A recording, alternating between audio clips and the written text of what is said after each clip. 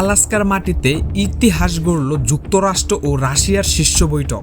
মার্কিন president Donald Trump আর রাশিয়ার president Vladimir পুতিনের হঠাৎ সাক্ষাৎকার ঘিরে কৌতূহলের শেষ নেই। পুতিনকে স্বাগত জানাতে যুক্তরাষ্ট্রের পক্ষ থেকে নেওয়া হয় নজরবিহীন নিরাপত্তার ব্যবস্থা।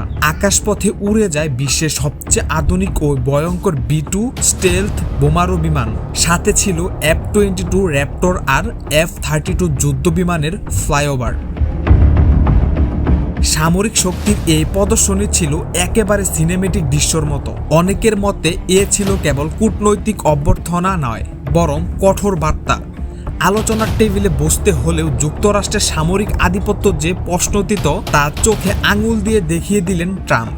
দুই নেতার আলোচনায় উঠে আসে ইউক্রেন যুদ্ধ, বৈশ্বিক নিরাপত্তা, ইরানের সাম্প্রতিক পরিস্থিতি ও অর্থনৈতিক সহযোগিতা। তবে বিশেষজ্ঞরা বলছে যে উষ্ণ অভ্যর্থনা ট্রাম্প পুতিনকে দিলেন তার পিছনে রাজনৈতিক হিসেব নিকেশও কম নয়।